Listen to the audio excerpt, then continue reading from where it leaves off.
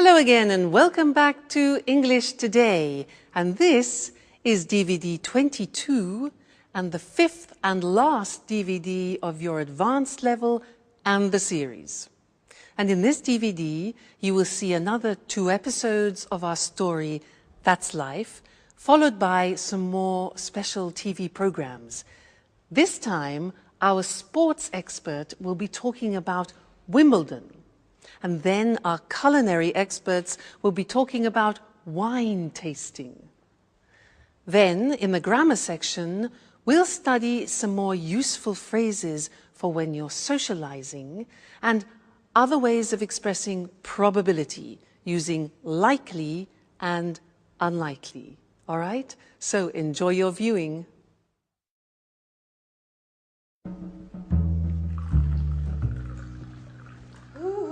Anne!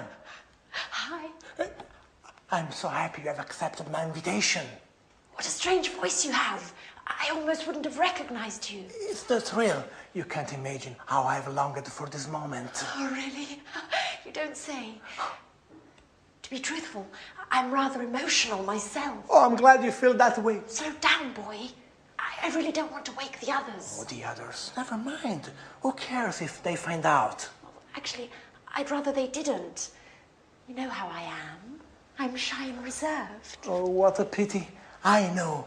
And that's why I'm crazy about you. Reserved with the others. But you are a tiger when it comes to what you want. Come again? Oh, you know exactly what I'm speaking about. Well, let's light a candle. I want to see your face.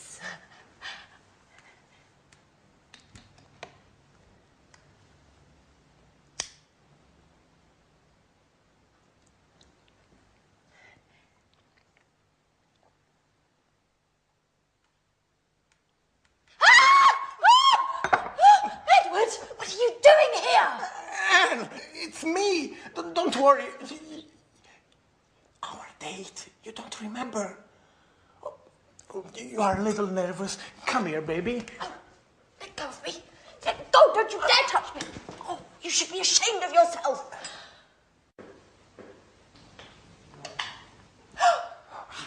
Hey, what's going on in here? No. Edward? No. Anne? Oh, now I understand everything. Thanks a lot, Anne. What a great friend you are. No. What an idiot I was to confide in you. No, really, Alice, it's not like you think. Oh, and what am I supposed to think then? It seems pretty clear to me. No, really. Let me explain. I thought it would be Jack. What does Jack have to do with it? Why did you leave me this note in my napkin the other day? Edward, it was me who wrote you that note. I can't believe you don't get it. But the poetry and the roses, that was you. Sorry about that. I thought... I'm so sorry. What an amateur you are, Edward.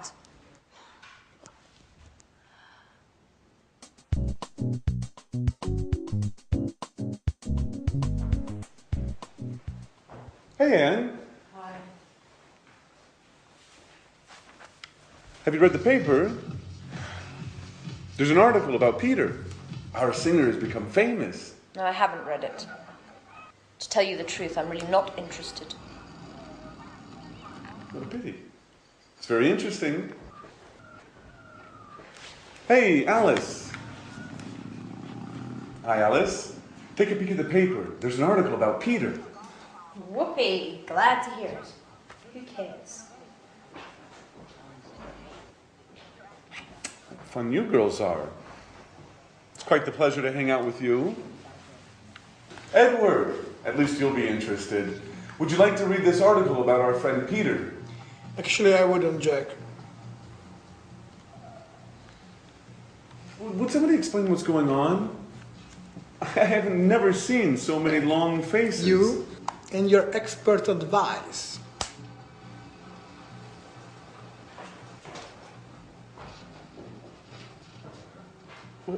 What's eating him? Has he gone star-craving mad? No, Jack, I've gone star-craving mad. Yet again, I played the fool. What an idiot.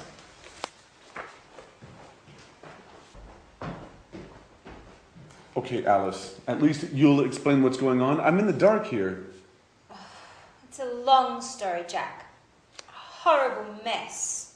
It all began with a misunderstanding. Well, I'm all ears. Go on, Alice, do tell.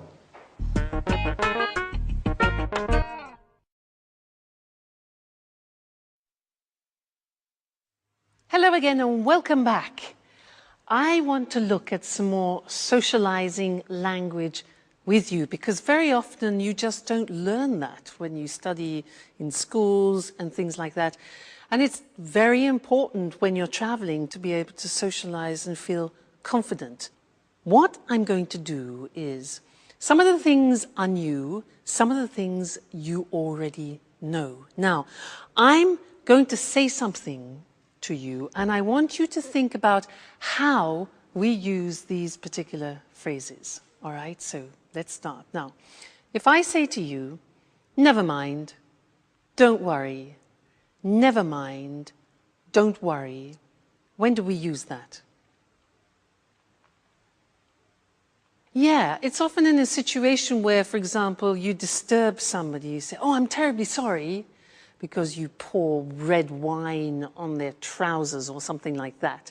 I'm terribly sorry. The person apologizes and you say, never mind, don't worry. It means for you it's not important. Okay? So, never mind, don't worry. What about this one? If I say, what a pity, or, oh, what a shame. When do I use that? What a pity. What a shame. Yeah, it's to express your disappointment when something happens. Oh, you can't come tonight. What a pity. What a shame. All right, so disappointment. Good. Next one. This is difficult. This is new for you. If I say just as well, what does that mean? You don't know, it's difficult. Just as well has no sense individually. I'll give you an example. It's not going to rain tomorrow. Just as well. And in that situation, just as well means I'm happy about that. That's good. All right, so just as well is like saying that's good. All right, just as well. Great. Next one, sorry about that. Notice we say sorry about that. Okay, that's when you want to apologize about something. Sorry about that. Very common, sorry about that. Next one, this one. Well, fancy that. Well, fancy that. Now this we use when we want to express surprise. Fancy that. He won the competition. Really? Fancy that. Okay, good. Next one. You must be joking. You must be joking. Joking, now that is when you don't believe something. You want to express your disbelief. So, for example, England won the World Cup. Oh, come on, you must be joking. Right? Now, this one you do know, so this is revision. When do we say, well, actually, I'd rather you didn't? Well, actually, I'd rather you didn't. You know those golden words, well, actually? Yeah. Somebody asks you something like, do you mind if I smoke? And you want to say no politely, not aggressively. So, well, actually, preparation, psychological preparation for no. Well, actually, I would rather you didn't. Well, actually, I'd rather you didn't. Very important. These are nice. Mind how you go. Take care. Very nice phrases, those. Mind how you go. Take care. We say those mind how you go means be careful when you're traveling. When somebody is leaving you and saying goodbye, we wish them that. Take care, mind how you go. It means look after yourself, all right? And the last one is cheers. Now, cheers is something we usually use when we're drinking. Two people, cheers. But now we also use it in a familiar way to say goodbye. Cheers. So that's what I'll say to you now. We've finished our socializing lesson. So cheers. See you in the next lesson.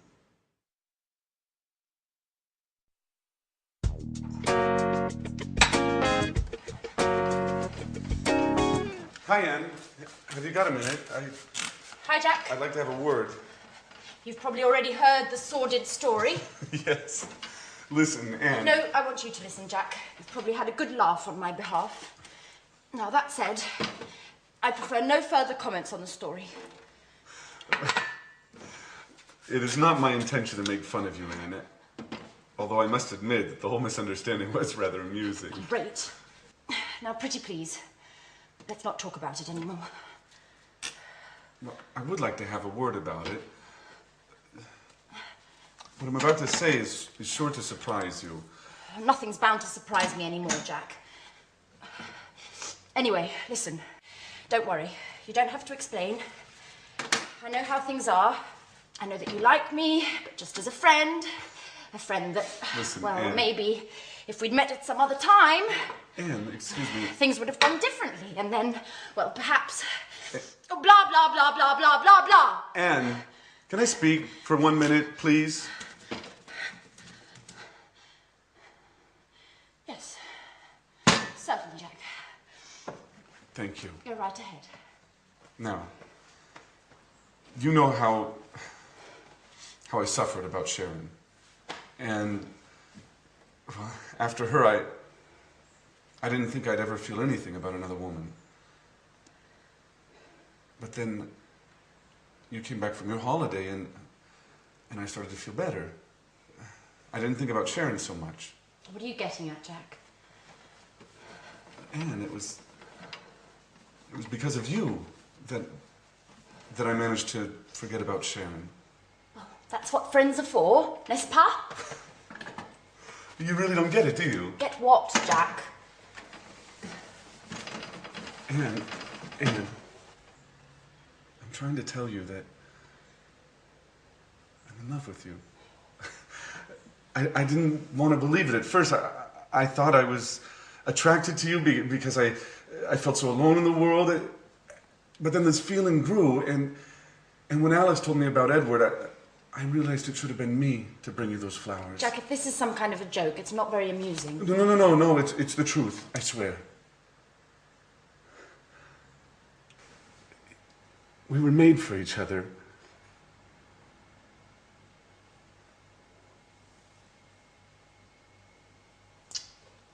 I should have realized it sooner. I'm sorry. Well, Jack!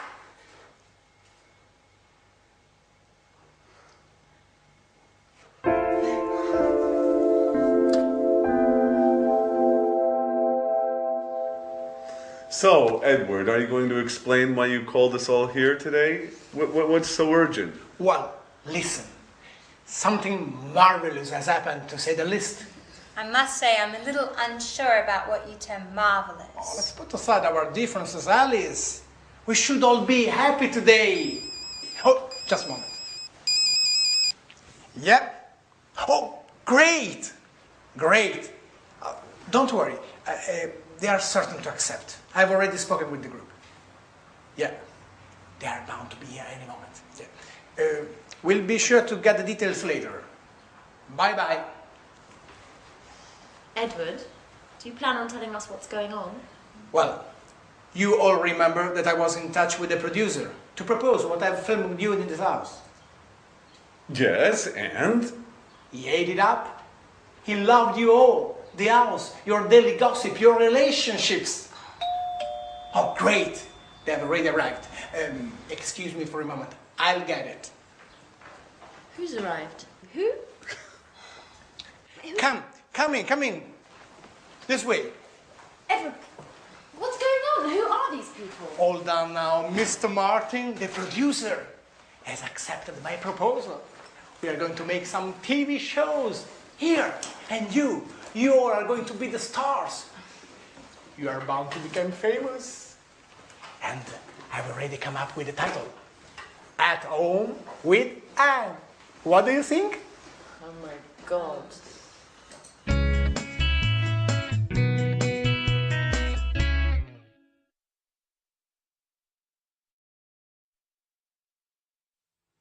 Hello again, and here we are at the last lesson. And if you are still with me, you are so dedicated, I would want to give you a medal. Fantastic. So in this last lesson, I want to say a couple more things about probability and improbability, because it's very important to have and to understand a couple of these words which I don't think you've heard before. So we'll go to the screen to look at these words because they're quite complicated. So probability and improbability. Look at the screen. We can use two words, unlikely and likely. Have you ever heard of those? Unlikely and likely? No, maybe not. Let me show you how they work. I can say to you, if for example, let's take my sister. My sister is a gymnast. She's going in for a competition, but the probability that she will win is low. So to say that in English, I can say she's unlikely to win. Look at that structure. It's the verb to be plus unlikely plus the infinitive. So if I say to you, my sister is unlikely to win the competition, it means the probability is low. All right, so she's unlikely to win. Now, I can increase that negative probability by saying it's highly unlikely.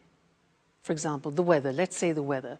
The weather is bad and the chances that it will be improved tomorrow, negative. I say it's highly unlikely to improve. Highly unlikely means it's almost impossible. So we can add highly to unlikely. You see, unusual structure this. Another example, he's unlikely to get it. All right, so I want you to think about that. Unlikely is something we use a lot in the English language. You need to recognize it and to use it yourselves. Now let's move on to real probability, expressing real probability. In English, we can use the word certain, sure. These are words that you already know. But there's another word which I don't think you know, and it's bound, from the verb bind, bound, bound. Now, if I say to you, they're bound to accept, you'll probably think, what? Now, they are bound to accept means they are certain or they are sure to accept. So this is describing real probability. All right, bound to, sure to, certain to. Look at the examples. They're bound to accept it. We are sure to arrive on time.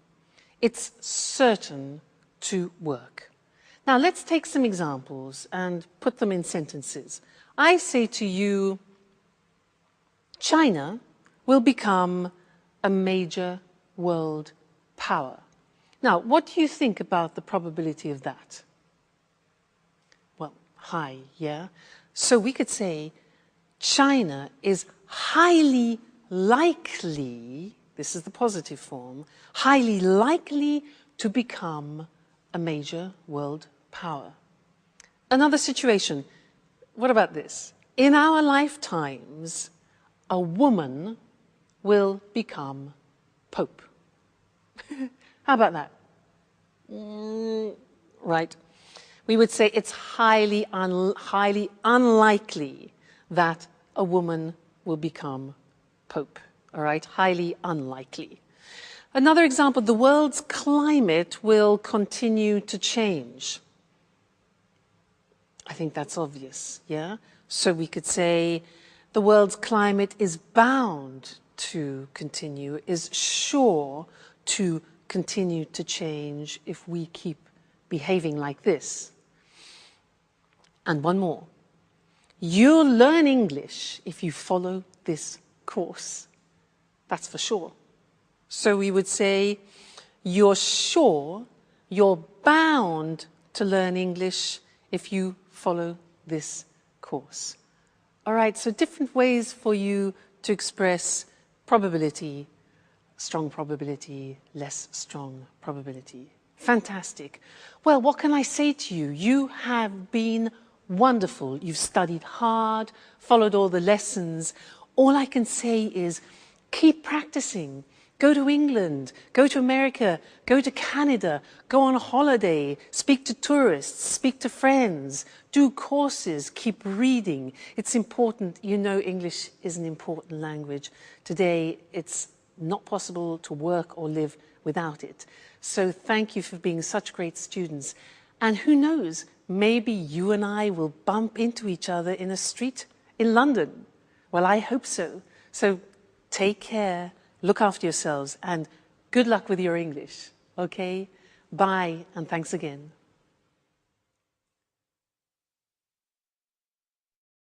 The tennis tournament that for many years insisted players wear only white. The tournament where the game's played on grass and where tradition is a key ingredient. Of course, I'm talking about Wimbledon. Good evening, I'm Eric Brown, and here in the studio with me to tell us more about this famous championship is John Forbes, our sports expert. Welcome, John. Good evening, Eric, and hello, everyone. So, John, can you tell us just why Wimbledon is by far the world's most prestigious tennis tournament? Well, Eric, the world's first international tournament took place at Wimbledon. Today, of course, there are many international tournaments, but Wimbledon has managed to retain a special place in the hearts of tennis fans and most players around the world. And when did the first championship take place? The first tournament took place in 1877, and there were a couple of hundred spectators. Today, nearly 500,000 people go to watch the tennis, and in addition, millions worldwide follow the games on television, radio, and via the internet. For many years, players used to wear white on court. No other colours were allowed. This has changed today, though. And the grass courts? Well, yes, it may be hard to believe, but the games are still played on natural grass. Obviously, a great deal of care and attention goes into getting the grass to the state of perfection. For example? For example, 1 ton of grass seed and 3 million litres of water a year, and a team of 14 groundsmen. 14? Yes, 14. But you know, Wimbledon's famous grass surface can cause problems. What sort of problems? Today, very few top-level championships are played on grass. The world's top players just aren't used to playing on grass anymore. And some top players really dislike grass. Were grass courts more common in the past? Yes, they were. 3 of the 4 Grand Slam tournaments used to be played on grass. I guess the one exception was the Roland Garros tournament in Paris. That's always been played on clay, right? That's right, Eric, but the Australian and the US Opens, which were originally played on grass, have now switched to surfaces requiring less maintenance, leaving only Wimbledon with the surface on which tennis originated. And what difference does the surface make?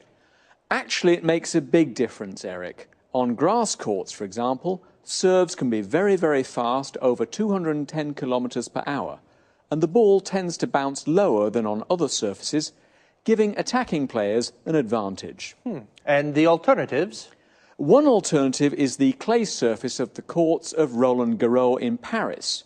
Here, compared with Wimbledon, the game tends to be slower and the ball bounces higher, giving the defensive players the advantage. Fascinating. Okay, thank you, John. One last question. Where exactly is Wimbledon? Wimbledon is a pleasant, leafy suburb in southwest London. Obviously, it's famous all around the world for the tennis championships that take place there every summer. Okay, thank you again. Thank you. Goodbye. And goodbye to you, and see you again next week for another edition of Sports Special. Today's topic was one of the most important tennis tournaments in the world. A tournament is a sports competition. Did you know the first Wimbledon Tennis Championship took place in 1877? To take place means to happen in a certain location. A championship is like a tournament. There are a series of games and there is a winner, a champion. Today, Wimbledon has nearly 500,000 spectators. Spectators are people who watch something from a short distance. And millions of viewers follow the championship on TV. Viewers are people who watch something on TV. We can also say to follow something on TV. A person who plays tennis is called a tennis player. Tennis is played on a tennis court. The Wimbledon Championships are played on grass courts. Tennis courts with a grass surface. They require a lot of maintenance. Maintenance means care and looking after. The other three famous Grand Slam tournaments are all played on clay courts. A clay court has a fine red earth surface. The first shot in tennis is called a serve. A series of shots between players is called a rally. When the ball hits the ground, we say it bounces. The ball tends to bounce higher on clay courts and it bounces lower on grass courts. To tend to do something, this means it has a habit of doing something. On grass courts, the game tends to be faster. Wimbledon is a leafy suburb in South London. A suburb is an area of houses away from the city centre, and leafy means there are a lot of trees. That's about it for today. I'll see you on Sports Special next week. Bye-bye.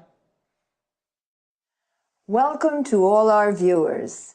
Lisa, this is our last show together. I hope you've enjoyed these informal chats as much as I have. Of course, it's been fun for me as well. Now then, what are you going to talk about today? I've received quite a few emails from people who want to learn about wine tasting. You know it's become very trendy these days. Great. I wouldn't mind understanding a little more about wine myself. Let's begin with the right approach to wine. First of all, before drinking it, one should appreciate the taste of wine. There are 3 steps to correct wine tasting: look, smell, and taste. Well, what should one look for? Colour is the first thing. Whites range from green to yellow to brown, and red ones can be pale red to deep brown. Is the colour of wine related to age? The general rule is whites tend to darken with age. It's usually the opposite for red ones. Now tell me, Lisa, why do people tend to swirl their wine before tasting it? For 2 reasons: to observe the body of the wine and smell its aroma. Now, how do aromas of wines differ? Well, there are many different kinds of bouquet. For example, perfumed, spicy, smoky, and toasty. Well, now it's time to taste. Oh, before tasting, how should wines be poured? Let me show you. Still wines, like this one, should be poured towards the centre of the glass. Remember that sparkling wines, on the other hand, should be poured against the side of the glass. Why is that? So the bubbles don't escape. So, now try sloshing the wine yourself. Observe it carefully. Are there good legs? Legs? What do you mean? Can you see the droplets on the glass? Yes. Well, they indicate a thick body of the wine. Now, have a first sip. Swish the wine around your mouth and give us your first impression. It's, how can I say, slightly bitter. Seems like a fruity taste to me. You see, you've already identified 2 wine flavours. Now, take another sip and see if you can't taste the tannin. I'm not really sure. In the beginning, it's difficult to define a wine. This is, without a doubt, a round, full-bodied wine. Now, I notice you chose this glass for red wine. What are those glasses for? This glass for red wine is called a Rhine glass. This tulip-shaped glass is for white wines, and that flute is for sparkling wines. And those items over there are the basic wine utensils, aren't they? Yes, this is a corkscrew, and this is a foil cutter. Other useful objects are a drip catcher and a decanter. Well, I'm sure there's a myriad of things that we could say about wine, but unfortunately our time is up. Lisa, thank you for being such a great hostess. My pleasure. Now, let's have a look at the language we used. Lisa said that wine tasting has 3 steps. When we look at wine, we study its appearance. When we take a whiff of wine, we smell it so as to appreciate the bouquet. This is also called aroma or nose. It can be perfumed, fruity, appley, berry-like for example, bitter, toasty, smoky, spicy, and so on. I asked about swirling. This is moving the glass around quickly to draw in some air. When you slosh wine, the movement is more agitated. Legs are the viscous drops that form and run down the sides of the glass after swirling wine. A body refers to the weight of wine in one's mouth. Wines can be defined round, full-bodied, medium-bodied, or light-bodied. Aftertaste defines the taste that remains in one's mouth, length of time, after swallowing. Tannin is a chemical compound from bark, wood, etc., used in tanning. It mostly refers to red wines.